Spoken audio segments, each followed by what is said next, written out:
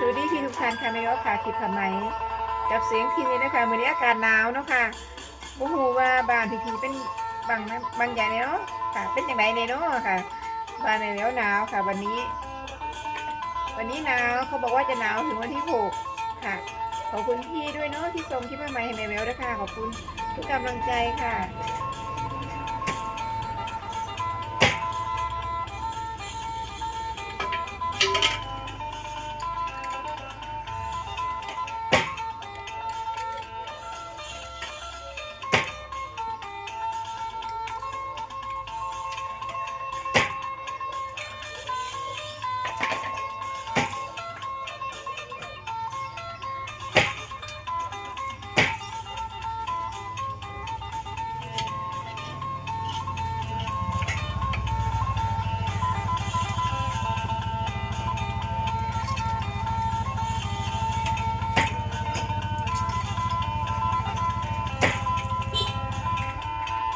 ไปบ่อยู่อะ รถน้ำมันเนี่ย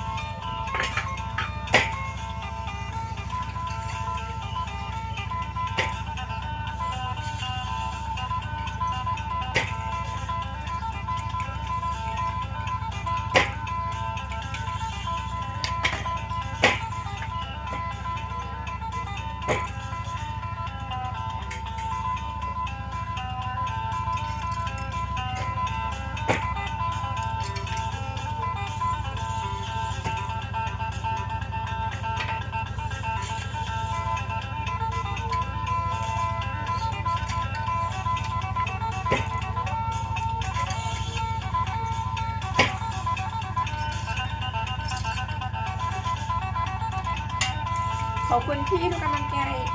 ค่ะแม่แววค่ะทิพย์ไหมกับเสียงพินด้วยนะคะ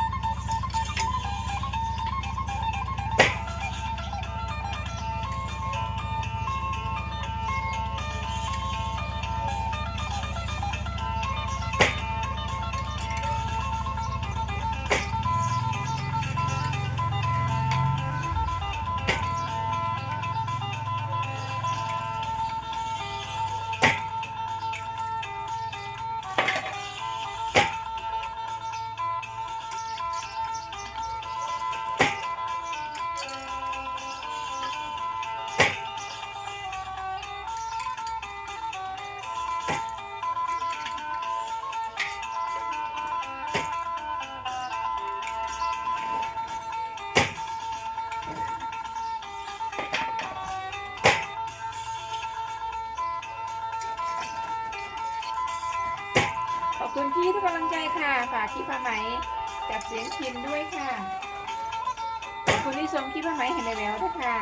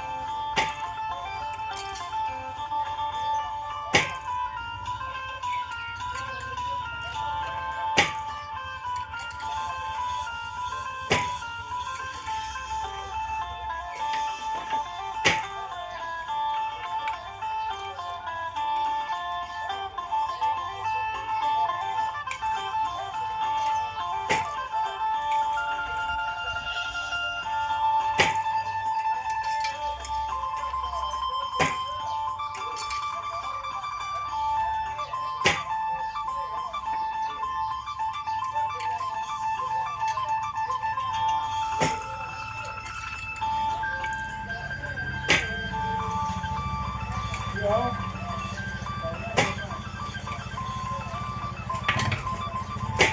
ยวไปขายของก่อนเด้อค่ะ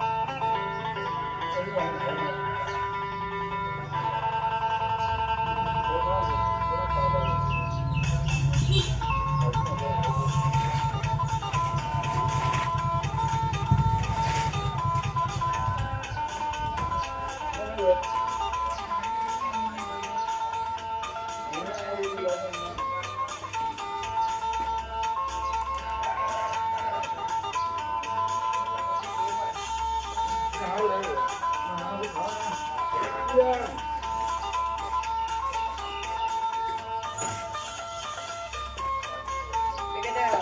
จ้าไปเลยค่ะ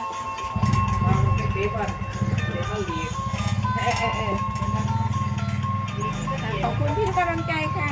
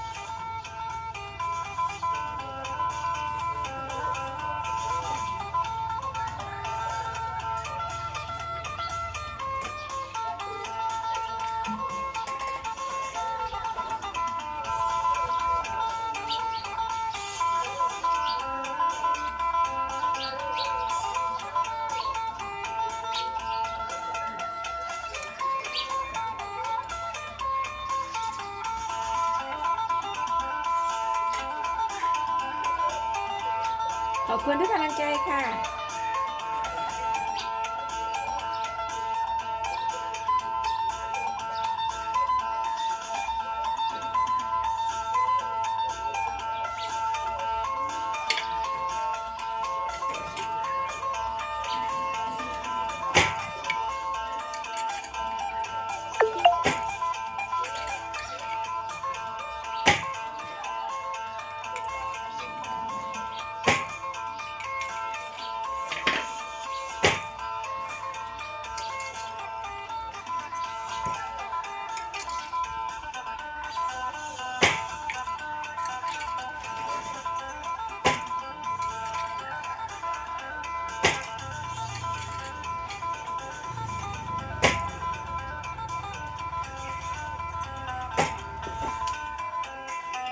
ขอบคุณที่กำลังใจค่ะมาเรียวผ่าคิดทำไมกับเสียงพิมพ์พวกโพด้วยนะคะขอบคุณบ๊ายบายค่ะ